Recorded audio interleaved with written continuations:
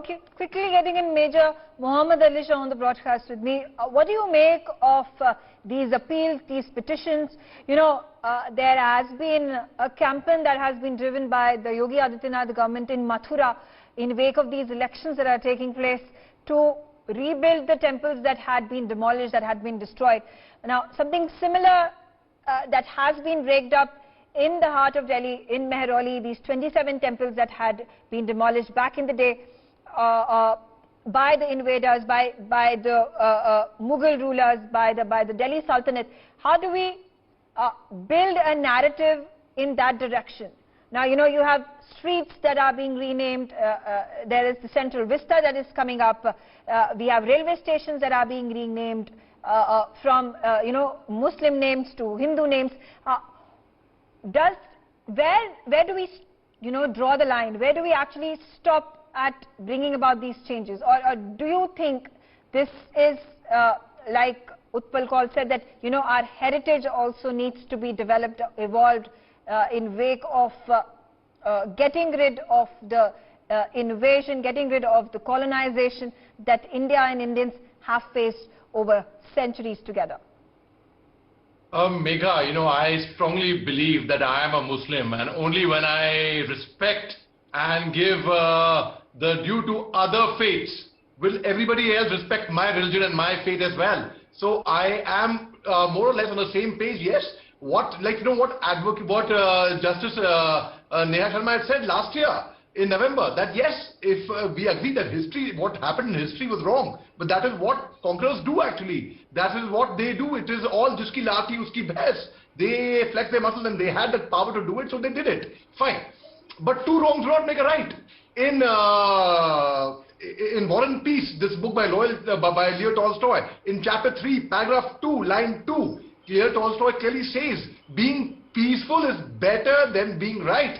And I agree with Advocate Jain to an extent that yes, as per the section 16 and section 19 of the archaeological to protect the monuments of the Act of 1958, yes, they are well within the right, but at the same time, a notification which has been dated of 16 January 1914. So far there has been no action on that. It has not been challenged because at the end of the day, the ownership lies with the government to make amendments to these acts. And yes, I will not deny that it's a fact that yes, Qutub Minar, yes, leaving aside Qutub Minar, it's only known as Qutub Minar, one strong pillar which Qutbuddin Ahmad, a very strong general lad during Muhammad Ghori's time, I mean late 1100s or 1280, that time it was made, yes. But in the complex, the Qutub complex, there were 27 temples and they have the right to actually get it restored. There is no denying that at all. And I don't think anybody is going to be opposing that.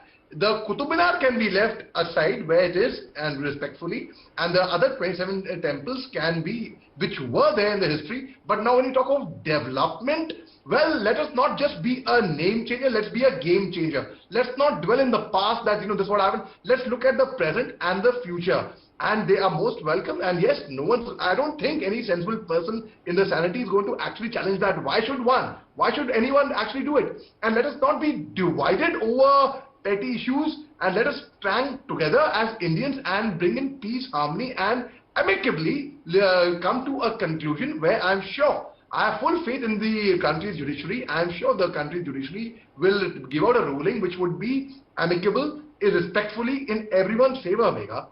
Okay.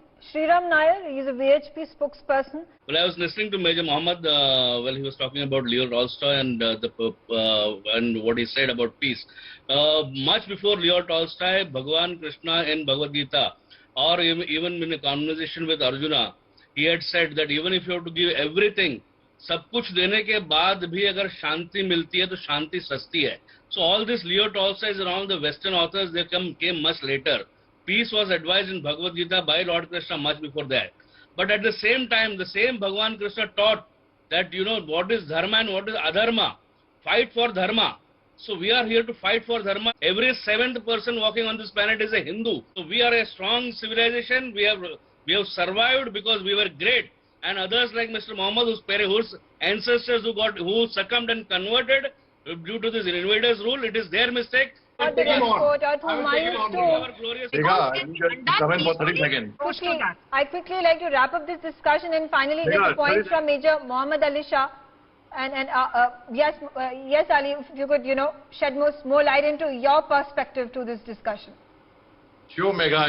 Megha, at my opening remarks, I had very clearly and categorically mentioned, which was, I think, understandable even to a small child, that only if I respect others' religion, will others respect my religion. But I think a gentleman over here seems to be having a problem with just by the name. My dear friend Mohommed over here said this. Okay, fine. Sir, I would like to apologize to you with folded hands for reading Leo Tolstoy's War and Peace, Western novel. I said very clearly, don't be a name changer, be a game changer. Well, if you want to live in the fact that, yes, I am well aware of the fact that Bhagwan Ram, and you are contradicting your own statement, sir. You are making a laughing stock of yourself without putting forward a point logically. I admire Advocate Jain. In fact, he put forward a point in a very, very logical manner with quoted facts. But what you did was uncalled for, sir. What you did was something very bitter. What you did was something which has left a very bad taste. Not good, sir. Very immature. And what you are doing right now is trying to talk over me. You will not be able to debate over me, sir. That's a guarantee. You said hatred. You said lies. You said something. And questioning about somebody's antecedents. Accusing somebody of getting into the pressure, getting converted. These are issues that again polarize the country.